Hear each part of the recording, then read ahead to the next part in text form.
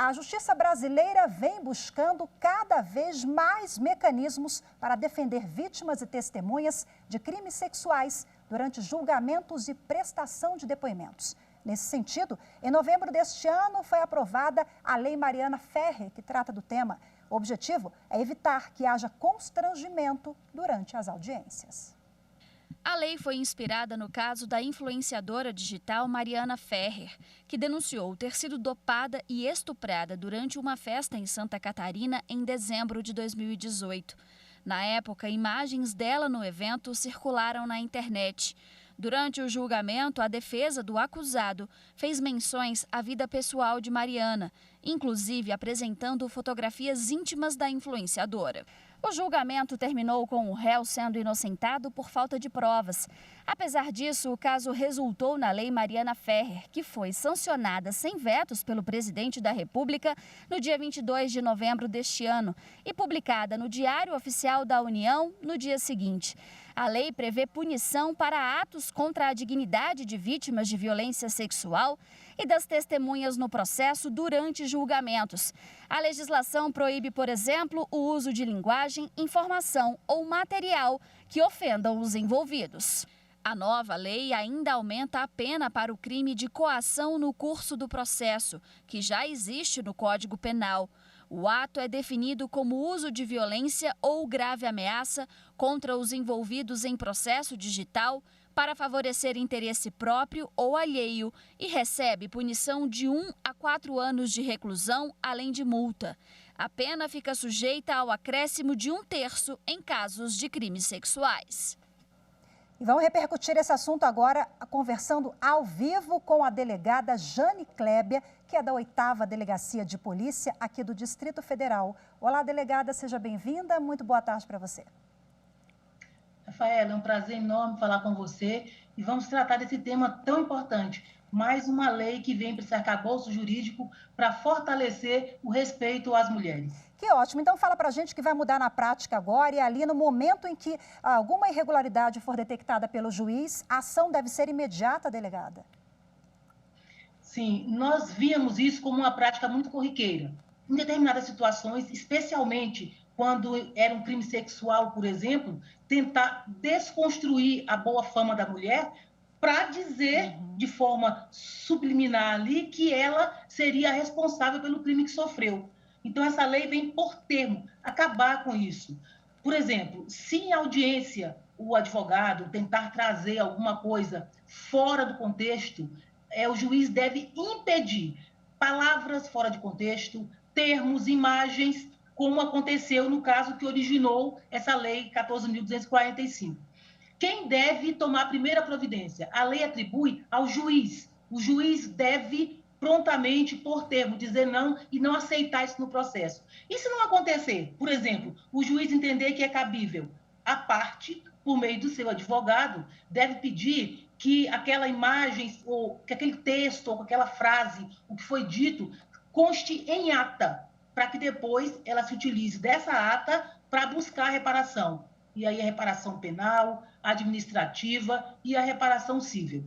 Quando fala administrativa, na verdade, envolve, inclusive, juiz e as pessoas que estão ali para fazer esse processo andar com regularidade e com respeito àquela mulher, e o fato pode não ocorrer. A senhora acha que a lei, na prática, vai inibir esse tipo de ação em audiências e no dia a dia? Porque, às vezes, o brasileiro sabe que é errado, que é um desrespeito, mas por uma questão cultural, até pensando, né, em uma possível impunidade, ele acaba se valendo daquelas atitudes.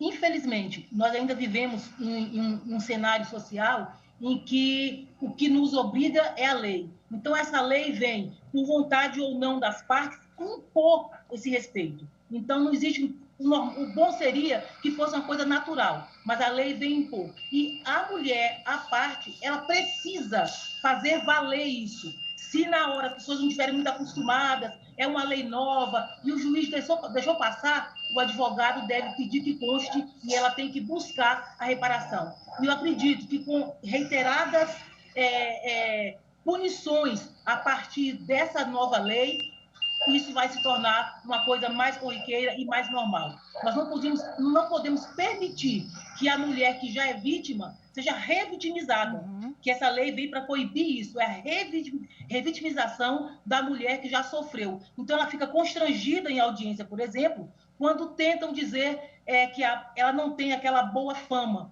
Isso acontece em processo quando envolve filhos, por exemplo, e especialmente nos crimes sexuais. Então, circunstâncias alheias àquele fato não podem ser trazidos para tentar diminuir a culpa desse agressor ou desse violador de direitos.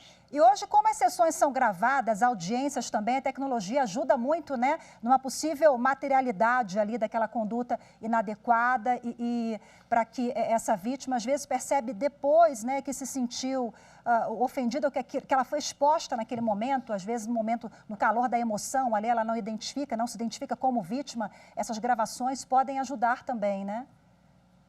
Isso, com certeza. A lei altera o Código Penal, por exemplo, para acrescer naquele crime de coação no curso do processo, que também é comum, são aquelas ameaças. Em regra, se o crime for sexual, a pena hoje é de 4 anos para coação e agora ela é acrescida de 1/3. Altera o Código de Processo Penal para determinar essa organização ali na hora da audiência e que deve resguardar esse direito. Eu tenho certeza que a edição da lei vai fazer valer. Os advogados precisam estar atentos. E se o juiz deixou passar, o advogado não pode deixar passar. Tem que pedir a gravação, que já acontece em regra nas audiências, e constar em ata. Toda audiência é feita uma ata de tudo que foi dito. E pode escapar. Então, o advogado precisa pedir que faça constar na ata e depois ele extrai aquilo e vai buscar a reparação. A reparação cível é importante, não refaz o fato, mas eu acredito que a reparação cível é uma punição que ensina, e penal para quem praticou e também administrativa. Delegada, essa reparação em dinheiro? Seria uma indenização? Isso? Sim, quando fala reparação cível, ela pode buscar uma indenização se tivesse sentido aviltada, a sua moral foi diminuída por conta dessa prática ocorrida durante a audiência. A lei traz essa obrigação para todas as partes e envolvidos de alguma forma no processo, e incumbe ao juiz de fazer valer isso. E caso o juiz não faça valer, a própria parte tem que estar atenta para que seja, além da gravação, isso possa constar em ata e a gente vai conseguir fazer valer mais esse direito. Para mim, é uma lei que veio se somar ao arcabouço jurídico que já está posto para cada vez mais fortalecer a importância do respeito à mulher. Socialmente, se um homem, por exemplo, nenhuma ocorrência, nenhum processo, nunca, né, ou quase nunca você vai ouvir um advogado buscar, por exemplo, o comportamento daquele homem de infidelidade ou de outros relacionamentos para mostrar culpa, né? Ou de alguma forma, fazer prova naquele juízo. Mas quando é uma mulher, a gente vê isso com muita frequência.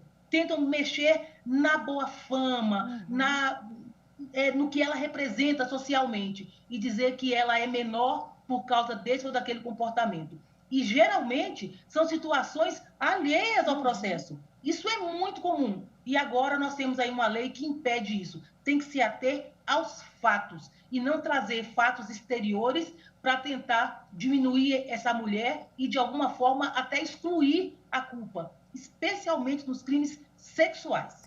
Maravilha, Jane Kleber, mais uma vez, muito obrigada pela sua entrevista. Agora é lei, feito o alerta, reflexão, muito obrigada. Boa tarde para você, até a próxima. Boa tarde.